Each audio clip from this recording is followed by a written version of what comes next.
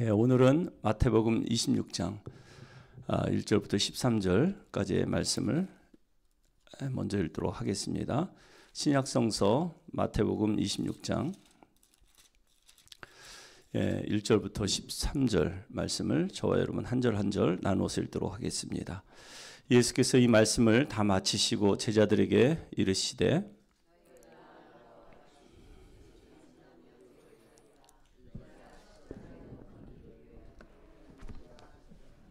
그때 대제사장들과 백성의 장로들이 가야바라 하는 대제사장의 관정에 모여 말하기를 민난이 날까 하노니 명절에는 하지 말자 하더라.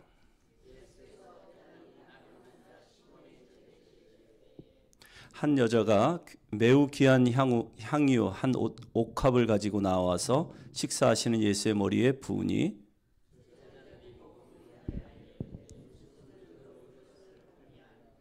이것을 비싼 값에 팔아 가난한 자들에게 줄 수 있었겠도다 하거늘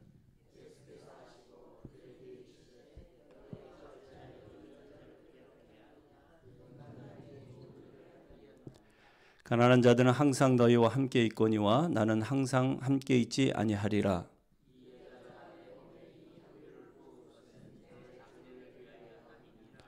같이 읽습니다.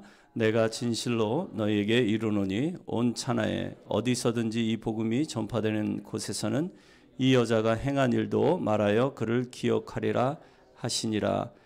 아멘. 오늘은 가장 아름다운 헌신이라는 제목으로 말씀을 나눌까 합니다. 우리가 읽은 오늘 본문의 구조를 보면 두 단락으로 되어 있죠. 하나는 이제 예수님을 잡아 죽이려고 하는 한 무리가 흉계를 꾸미고 있습니다. 그리고 또 한 단락은 한 여인이 예수께 향유 옥합을 붓는 그런 장면을 우리가 보게 되죠. 예수님이 이제 공생의 사역을 거의 마감할 때쯤에 일어난 사건들입니다. 십자가를 지시고 이제 죽을 날이 가까우니까 반응하는 부류가 두 부류로 딱 나눠지죠. 한 부류는 예수를 십자가에 잡아 죽이려고 하는 부류가 있고요. 그들은 오늘 본문에 보면 대제사장 그리고 백성의 장로들이라고 기록이 되어 있습니다. 그 당시에 종교 지도자들이었고 또 기득권자들이었습니다. 또 한 부류는 한 사람이죠. 예수님께서 이제 십자가 지시고 골고다 그 언덕길을 오르실 그 발을 비싼 향유 옥합을 깨트려서 그리고 그 발을 닦아 드릴 뿐만 아니라 눈물로 적신 여인입니다. 우리가 사는 세상에도 딱 두 부류의 사람만 존재한다고 생각을 해요. 교회의 교인이라 할지라도 교회 안에도 어쩌면 이 두 부류로 갈라질 수 있습니다. 한 부류는 십자가를 구원의 방편으로 삼는 사람이 있고요. 또 한편은 십자가를 저주의 방편으로 생각하는 사람이 있어요. 그래서 예수님의 십자가와 자기의 구원과는 무관하다고 생각하는 사람이죠. 심지어 그 예수님을 주먹으로 치고 침을 뱉고 욕을 하는 그런 사람이 있습니다. 십자가에 못 박으라 아우성치는 사람. 쉽게 말씀드리면 예수 믿으면 떡이 나오냐 돈이 벌려지냐 그렇게 생각하는 사람 우리의 삶의 주변에 있습니다. 아무런 삶의 변화가 일어나지 않는다라는 것이죠. 십자가를 믿고 예수를 믿는다 할지라도. 당시에 십자가에 달린 사람은 하나님께 저주를 받은 사람이기 때문에 하나님께 저주받은 사람을 믿는다라는 것 자체가 굉장히 어리석은 일이라고 당시의 종교 지도자들은 그렇게 믿었던 것 같아요. 그러나 또 한 부류는 오직 십자가만이 유일한 구원의 방편임을 믿는 사람입니다. 오늘 본문에 보면 향유 옥합을 깨트린 여인이죠.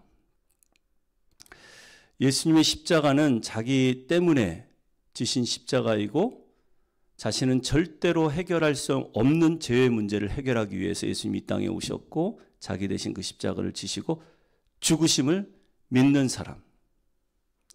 그래서 예수님의 십자가의 죽음이 이 세상에서 가장 값진 죽음으로 믿고 귀한 향유 옥합을 깨트려서라도 그분의 십자가 지심을 기억하고 또 십자가를 지고 걸어가신 그 발을 닦아드리고 그분을 기념하는 그런 부류의 사람.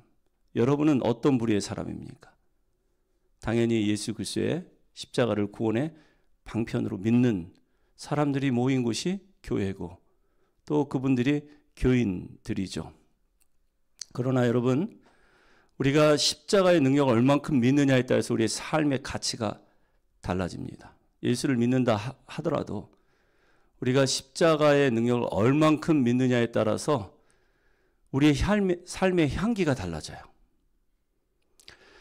이 십자가를 저주의 방편을 믿었던 당시의 사람들, 종교 지도자들, 대제사장이나 백성의 장로들, 좋은 사람들입니다.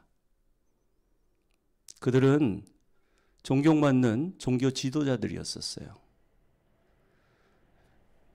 예배를 인도하고 말씀으로 백성들을 가르치고 어떻게 보면 하나님과 백성들 사이의 중재 역할을 하는 그런 사람들이에요.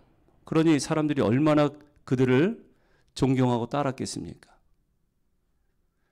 좋은 사람들이고 귀한 사람들인데 또 불구하고 그들이 변질을 합니다. 이유는 특권과 기득권 때문에 그래요. 하나님께서 귀한 직분을 주셨습니다.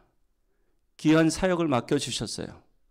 그 사역에 필요해서 하나님께서 특별한 권위를 허락하여 주시고 그리고 그 사역을 감당할 수 있는 능력과 권위를 부어주셨어요. 그것이 기득권인데 그것을 하나님의 영광을 위해서 사용하지 않고 하나님 나라 확장을 위해서 사용하지 않고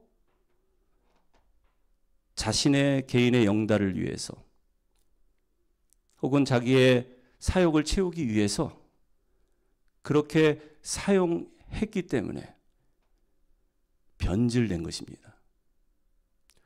변질이 되면 하나님의 영광, 하나님의 나라와 의는 온데간데 없어지고 오직 자기 자신의 영광만 구하게 되죠.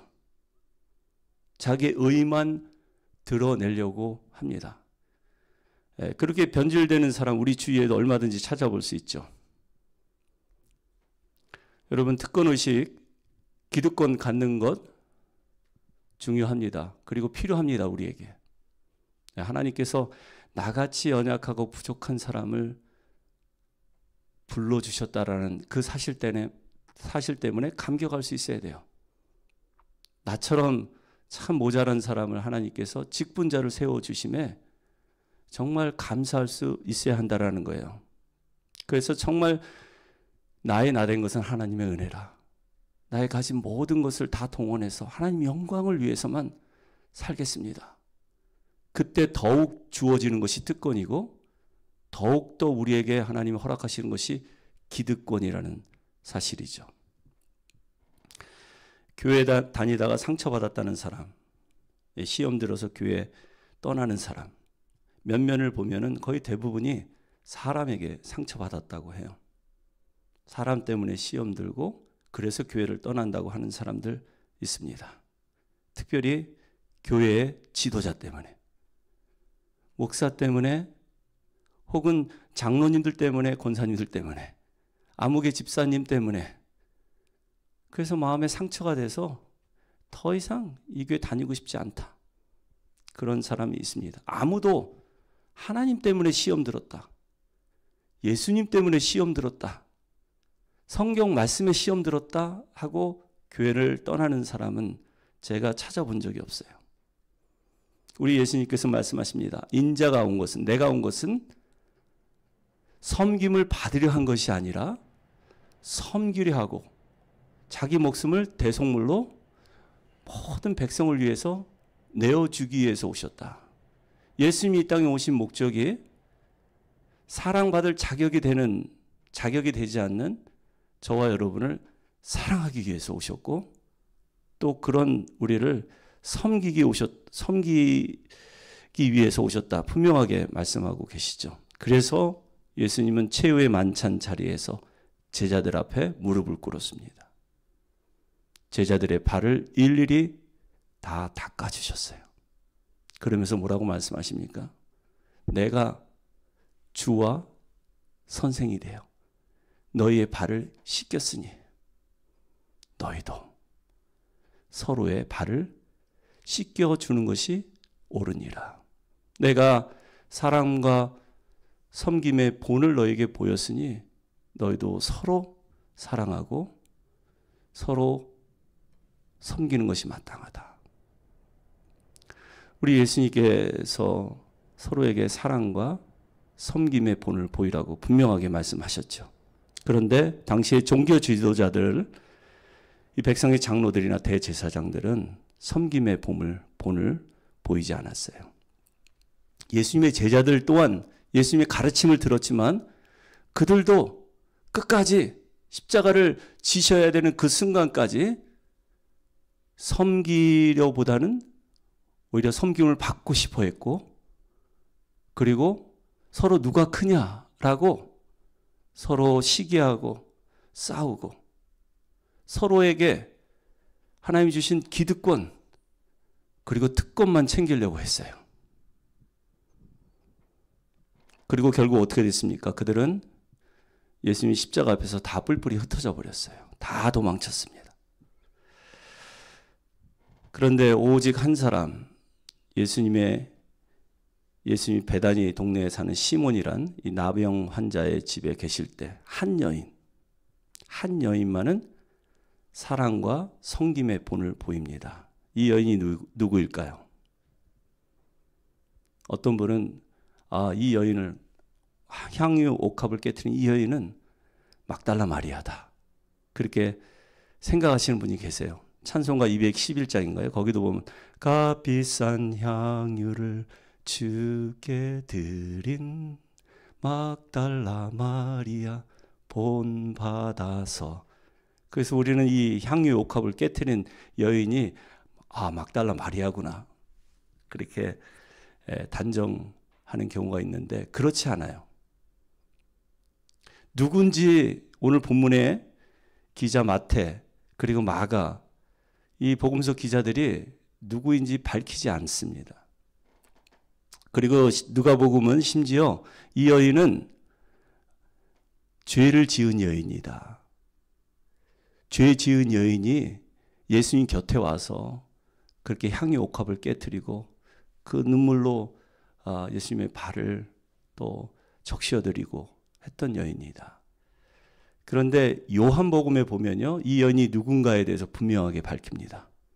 누구냐면 바로 예수님께서 죽은 나사로를 살렸잖아요. 나사로의 누이 중에 마리아입니다.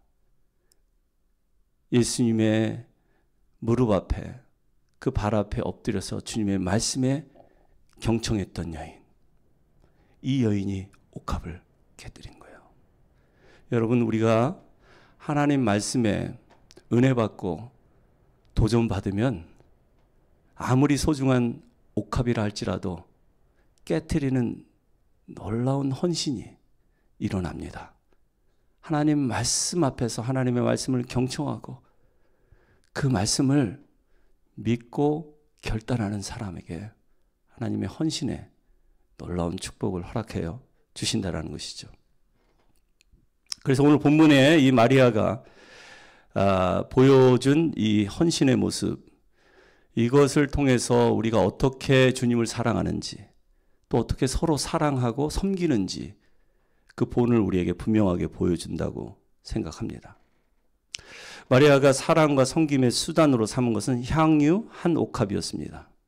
요한복음에 보면 지극히 비싼 순전한 나드 한 근이라고 했어요.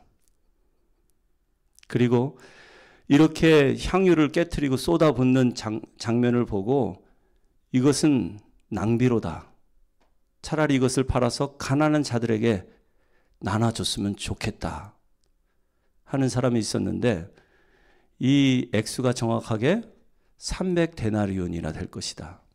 이 사람은 돈에 밝은 사람이죠. 그리고 예수 공동체에서 돈깨를 맡았던 사람입니다. 누굽니까? 가룟 유다예요. 가룟 유다가 이것은 낭비다.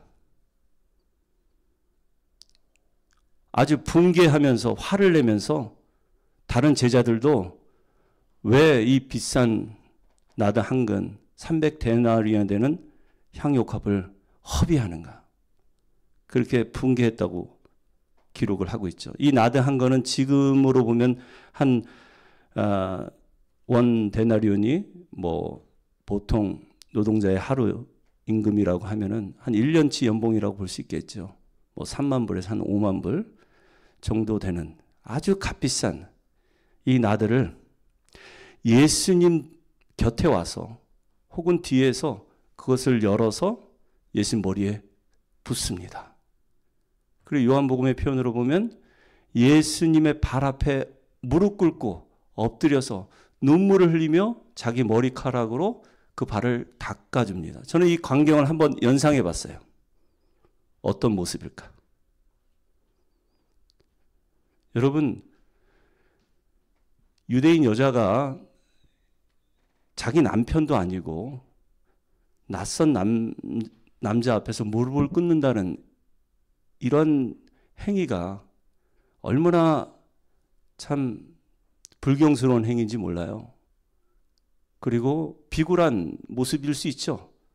사람 앞에 사람이 무릎을 꿇는다라는 것, 그 자체가. 근데 이 모습이 성경은 가장 아름다운 모습이고 향유 옥합을 깨트린 이 사건을 가장 아름다운 사건으로 기록하고 후대에도 이것을 알리라고 예수님께서 분명하게 말씀합니다. 여러분, 우리가 세상을 살면서 돈이 필요합니다. 건강도 필요해요. 세상에 살면서 필요한 것들이 많이 있는데 그 모든 필요한 것들보다 더 소중한 게 있어요. 그것은 무엇입니까? 은혜죠, 은혜. 하나님의 은혜가 필요합니다. 저와 여러분, 우리 모두는 하나님의 은혜 없이는 한순간도 살 수 없는 사람들이에요. 그리고 구원입니다. 하나님께서 나 같은 죄인을 살려주시고 구원해 주셨다는 그 사실 하나 때문만이라도 우리는 정말 감사하고 감격할 수 있어야 돼요. 내가 구원받은 것은 정말 하나님의 놀라운 은혜 가운데 나에게 주신 선물인 것이에요. 그래서 에베소서 2장 8절에 사도 바울은 그렇게 고백하지 않습니까? 너희가 그 은혜로 말미암아, 은혜로 인하여 믿음으로 말미암아 구원을 얻었나니 이것이 너희에게서 난 것이 아니요 하나님의 선물이라. 하나님이 우리에게 먼저 은혜를 베푸셔서 그 베푸신 은혜를 우리가 믿음으로 받아들일 때 구원의 역사는 일어나는 거예요. 우리의 행위와 노력으로 주어지는 것이 아니라 오직 하나님께서 우리에게 베푸신 선물이라는 것입니다. 오늘 본문에 보면은 마리아와 유다에 대한 성경적인 대조의 평가를 우리가 볼 수가 있습니다. 마리아는 세상에 돈도 필요하고 건강도 필요하고 필요한 거 많이 있지만 가장 소중히 여겼던 그 하나가 뭐예요? 예수 그리스도께서 베푸신 십자가의 구원. 그 은혜를 선택했어요. 그래서 옥합을 깨트릴 수 있었던 것입니다. 이것이 다른 사람 보기에는 웨이스트, 이것은 낭비고 사치다라고 그렇게 생각할 수 있겠지만 하나님 보시기에는 가장 아름다운 헌신이었다라는 것입니다. 그 헌신은 영원히 기념할 만한 헌신이었다라는 거예요. 그래서 예수님께서 말씀하십니다. 오늘 본문 13절이죠. 내가 진실로 너에게 이르노니 온 천하에 어디서든지 이 복음이 전파되는 곳에는 이 여인의 행한 일도 말하여 저를 기념하라 하시니라. 그러나 300 데나리온을 말했던 가룟 유다. 차라리 이 돈을 가지고 가난한 자들에게 주었으면 좋았을 것을. 이 돈의 가치를 따졌던 가룟 유다는 어떻게 됐습니까? 그는 은전 30 때문에 예수님을 팔아버려요. 그리고 지구 역사상 가장 큰 죄를 진 이 땅의 구원자를 팔아넘긴 죄인이라는 대명사가 되어버립니다. 그래서 예수님이 결국 이 가룟 유다에 대해서 뭐라고 말씀하십니까? 인자를 파는 그 사람에게는 화가 있으리로다. 그 사람은 차라리 나지 아니하였다면 좋았을 뻔하였느니라. 여러분, 이처럼 저주받은 사람이 어디 있습니까? 차라리 나지 않았으면 좋았을 뻔했던 그러한 가룟 유다. 예수님을 3년이나 쫓아다녔어요. 3년 동안 쫓아다니면서 나름대로 헌신했던 사람이에요. 그러나 돈 앞에 무너진 사람입니다. 주님을 위해서 아낌없이 옥합을 깨뜨린 여인, 이 여인은 예수님을 사랑했습니다. 예수님의 사랑과 섬김의 모습을 보면서도 자기도 그러한 삶을 살겠다고 옥합을 깨뜨린 것입니다. 여러분, 헌신은 몸으로 하는 거예요. 마음으로, 생각으로 하는 것이 아니라 몸으로. 내가 아깝고 손해본다 할지라도, 이것 없이는 살 수 없는다 할지라도 주님이 나를 정말 사랑한다는 것을 믿고 나도 주님이 나를 사랑한 것처럼 주님을 사랑할 뿐만 아니라 주님께서 맡겨주신 영혼을 사랑하며 섬기겠습니다. 몸으로 자기 자신을 하나님께 드리는 행위, 이것을 성경은 진정한 헌신이라고 합니다. 로마서 12장 1절에 그러므로 형제들아 하나님의 자비하심으로 너희를 권하느니. 사도 바울이 정말 그들에게 권면하고 싶은 말씀 하나가 있었는데 그것은 뭐예요?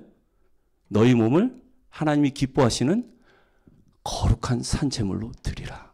몸을 드리라 그랬어요. 마음을 드리라 그러지 않았어요. 생각을 드리지 말라고 했어요. 제가 부끄러운 이야기이긴 하지만 오래전에 교인 중에 정말 까칠한 교인이 한 분 있었습니다. 상대하기 아주 불편한 여집사님 한 분 계셨는데요.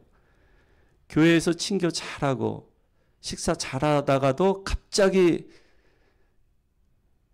화가 나거나 기분이 상하면 그냥 집으로 가버리는, 그래서 참 상대하기 불편한 그런 집사님이, 어느 날 그분 아드님이 그 약간 자폐 증상이 있었던 아들이었는데 교회 유리창문을 갑자기 그냥 입구를 발로 뻥 치더니 유리창이 그냥 깨져버린 거예요. 신교 시간에. 그런데 교인들은 보니까 아이가 뭐 다치지도 않고 뭐 유리창 뭐 그거 한 장 갈면 되고, 그래서 그 집사님도 괜찮다고 하는데 갑자기 화를 내면서 아들의 손을 낚아채더니 집으로 그냥 가버린 거예요. 그래서 제가 고민이 되더라고요. 어떻게 해야 되는지.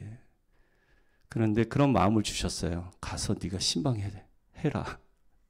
그래서 그날 친교를 다 마치고 주일날 오후에 그 집을 찾아갔습니다. 비가 엄청나게 내리는 날. 배를 눌렀는데 배를 눌러도 나오지를 않으세요. 사과 한 박스를, 배인가 사과인가 한 박스를 이렇게 가지고 비를 쫄딱 맞으면서 그 앞에서 계속 배를 눌렀어요. 30분이 지나니까 나오시더라고요. 나와서 목사님 빨리 돌아가세요. 나 내일부터 교회 안 갑니다. 그래서 집사님 좀 마음이 상하셨으면 좀 푸세요. 아들도 다치지 않고 뭐 유리창 갈면 되는 거니까 그 마음 푸시고, 그리고 좀 다음 주부터 교회 안 나온다는 말씀 하지 마세요.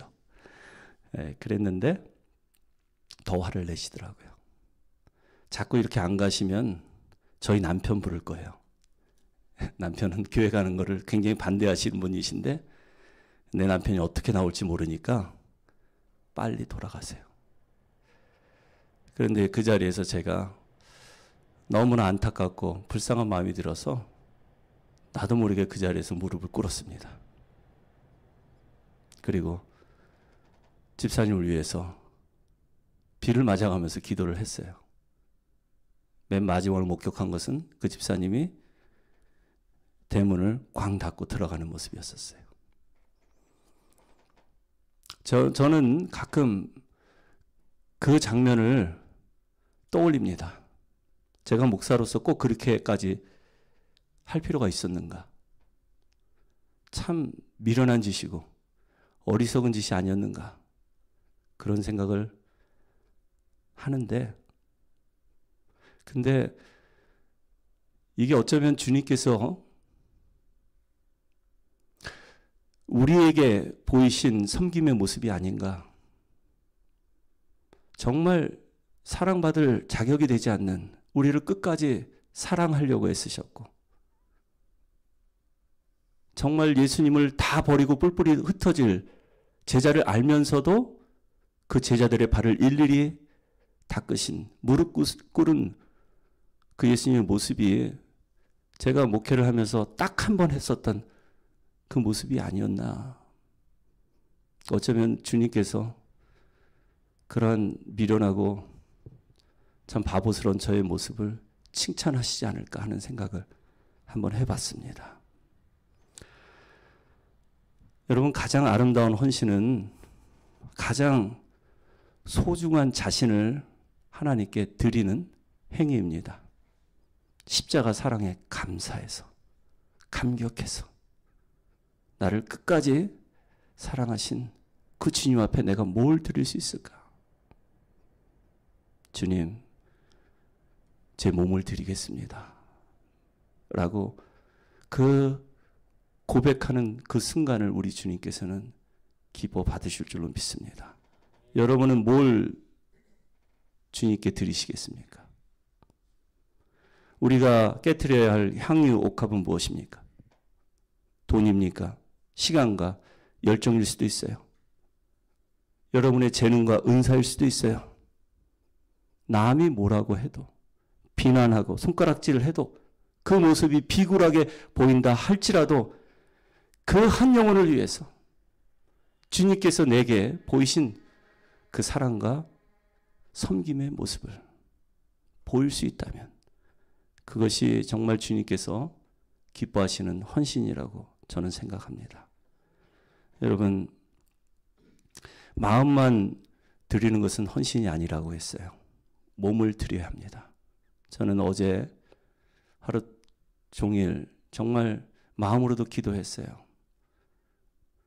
어려움을 겪고 있는 우리 성도님들 한 분 한 분 생각하면서 특별히 우리 조 권사님 아드님 일로 마음 상해하는 우리 권사님 생각하면서 기도했어요. 그런데 저의 마음과 같이 온 성도님들이 똑같이 그렇게 마음으로 기도하고 또 하나님 앞에 무릎 꿇고 간구하고 하는 그 모습을 보면서 아, 이게 헌신이구나. 그리고 오늘 이렇게 함께 나와서 기도하겠다고 오신 여러분들의 발걸음도 하나님이 기뻐하시는 섬김의 모습, 사랑의 모습, 헌신의 모습인 줄로 믿습니다. 오늘 이 밤에 그러한 놀라운 사랑과 섬김의 자세로 주님 앞에 다시 한번 무릎 꿇고 기도하는 가운데 주님의 은혜로 충만한 시간 되시기를 바랍니다. 우리 같이 한번 이 찬송